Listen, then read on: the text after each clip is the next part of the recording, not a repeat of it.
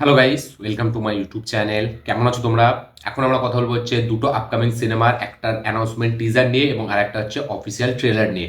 First যেটা কথা বলবো হচ্ছে সেটা হচ্ছে আমাদের বলিউডের আপকামিং কিছুদিন পরে রিলিজ হতে যাচ্ছে সিনেমা, যেটার নাম হচ্ছে ক্রেজি।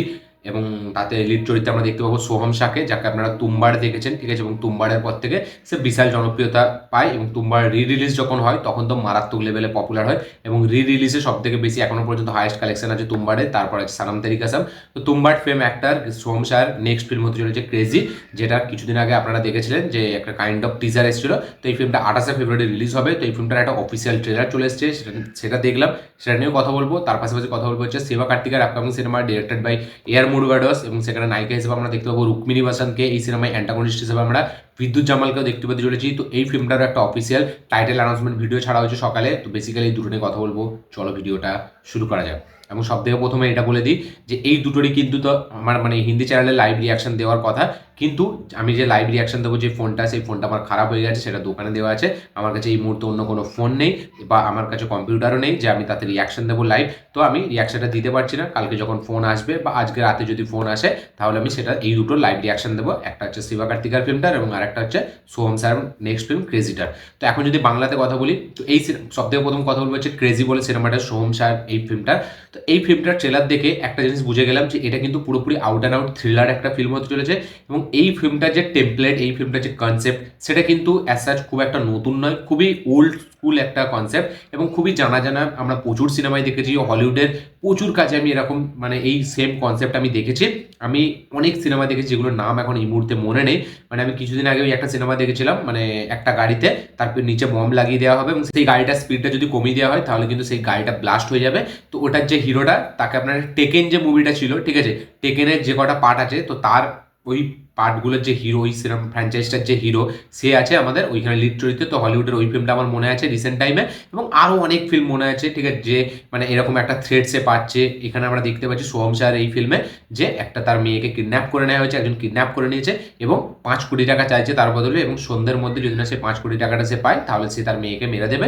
তো এবার সোহম শাহ 5 কোটি টাকা নিয়ে তার মেয়েকে খোঁজার চেষ্টা করছে, তার মেয়েকে যা করে বাঁচিয়ে আনার চেষ্টা করবে। তো এই বেসিক্যালি এইটা নিয়েই হচ্ছে পুরো ফিল্মটা চলতে থাকবে, যে সোহম শাহ কি আদৌ পারবে তার মেয়েকে মানে বাঁচাতে, নাকি আদৌ তার মেয়েকে কিডন্যাপ হয়েছে। কারণ ক্রেজি ফিল্মটা আমরা জানি কনসেপ্ট ওয়াইজ এতে কিন্তু প্রচুর লেভেলে কিছু নতুন নতুন জিনিস বা টুইস্ট অ্যান্ড টার্নস বা থ্রিল আমরা দেখতে পাবো। কারণ এই ফিল্মটা ক্রেজি, আপনি যদি পোস্টারটাও ভালো করে দেখেন তাহলে কিন্তু একটা শহরকে নিয়ে যেভাবে পোস্টারটা ডিজাইন করেছিল এবং একটা জায়গার মধ্যে আমরা দেখতে পাচ্ছি যে সে পুরো ফেঁসে গেছে। তো এই ফিল্মটা দেখাচ্ছে খুব ইজি যে একটা থ্রিলার গল্প হতে চলেছে, যেখানে তার মেয়েকে কিডন্যাপ করে নেওয়া যায়, মেয়েটাকে সে কি বাঁচাতে পারবে এবং সে কি ফাইনালি তার মেয়েকে কি খুঁজে পাবে নাকি পাবে না, নাকি তার মেয়ে মারা যাবে, এইটা নিয়ে গল্পটা। কিন্তু আমার মনে হচ্ছে এই ফিল্মের ভেতরে কিন্তু আরও অনেক কিছু লুকিয়ে আছে, যেটা কিন্তু আমাদের ট্রেলার লেভেলে দেখানো হয়নি। আমরা কিন্তু সেটা হয়তো পরবর্তীকালে ফিল্ম লেভেলে জানতে পারবো।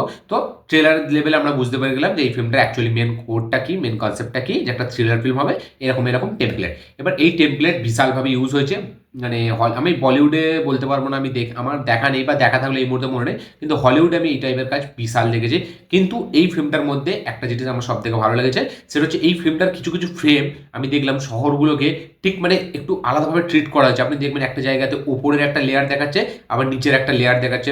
শহরগুলোকে একটা ডান দিকে শহর আছে, একটা বাঁ দিকে শহর আছে, মানে একটাই শহর, সেটাকে যেভাবে ক্যামেরার মাধ্যম দিয়ে করেছে, তো সেইগুলো আমার কিছু ইউনিক লাগছে। এবার এগুলো কেন করা হয়েছে সেটা তো আমরা ফিল্ম দেখলে বুঝতে পারবো, কিন্তু আমার এটা মনে হচ্ছে যে ফিল্মটার মধ্যে নতুন কিছু আমরা দেখতে পাবো, কিছু ইউনিক জিনিস দেখতে পাবো, যেরকম তুম্বাড়ে আমরা দেখেছিলাম। তুম্বাড়ে একটা হাটকে কনসেপ্ট ছিল, এই ফিল্মটা থ্রিলার কনসেপ্টের মধ্যে পড়ে, কিন্তু এর মধ্যেও আমরা কিন্তু অনেক কিছু নতুন জিনিস এক্সপ্লোর করতে চলেছি, আমার এটা মনে হচ্ছে। ট্রেলার লেভেলে কিন্তু আমি সেটাই পাচ্ছি।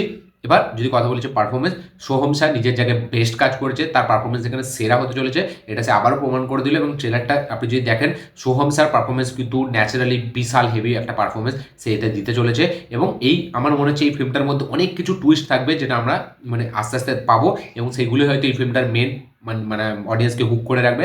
দেখা যাক কি হয়।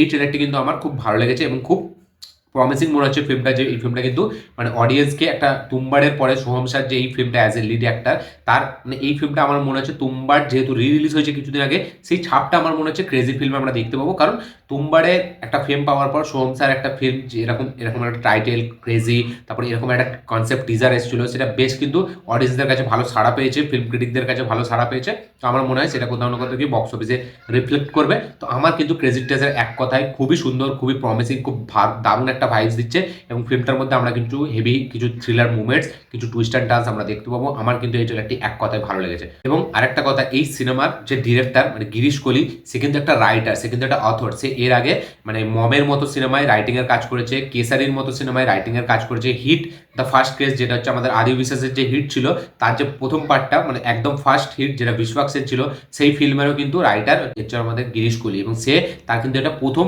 ডিরেক্টোরিয়াল ডেবিউ হতে চলেছে এই ফিল্মটার মাধ্যম দিয়ে। সোহম স্যার এই ফিল্মটা ক্রেজি ফিল্মের মাধ্যম দিয়ে গিরিশ কোহলি কিন্তু একটা ডিরেক্টরের মানে ডিরেকশন দিচ্ছে এই ফিল্মটা ফার্স্ট টাইম, সে ডেবিউ ডিরেক্টর হিসেবে কাজ করছে এই সিনেমাটিতে। দেখা যাক তার ফার্স্ট ডিরেকশনের বানানো এই ফিল্মটা কিরকম কি রেসপন্স পায়। আমার কিন্তু এই ট্রেলার হেভি লেগেছে, আপনাদের কিরকম লেগেছে এই ট্রেলারটি অবশ্যই কমেন্টে লিখে জানাবেন। কারা কারা আছেন যারা অলরেডি দেখে নিয়েছেন, কারা কারা আছেন যারা এখনো দেখেননি, তারা অবশ্যই কমেন্টে লিখে জানাবেন।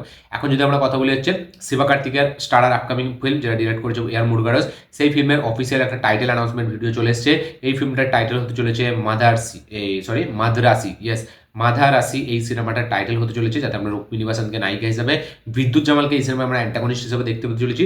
এবং এই টিজারটি গ্লিমসটি প্রচুর ফাস্ট পেস এডিট করা হয়েছে, প্রচুর ফাস্ট কাট রাখা হয়েছে এখানে, যার কারণে আমরা কিচ্ছু বুঝতে পারছি না, জাস্ট দেখতে পাচ্ছি যে খুব অ্যাকশন চলছে, ব্লাস্ট হচ্ছে, কিছু গাড়ি উড়িয়ে নিয়ে চলে যাচ্ছে একটা লরি, এবং এখানে বিদ্যুৎ জামালকে একটা জেলের মধ্যে আমরা ফাইট সিকোয়েন্স দেখতে পাচ্ছি। তো এই ফিল্মটা কিন্তু একটা হার্টকে কনসেপ্ট করতে চলেছে, এবং এই ফিল্মটা কিন্তু শিবকার্তিকের একটা যে অ্যাকশন আবতার, যে শিবকার্তিকের যে একটা অ্যাকশন হিরো, সেইটাতে কিন্তু এই ফিল্মটাতে কিন্তু সেটা ফুটে উঠে আসবে।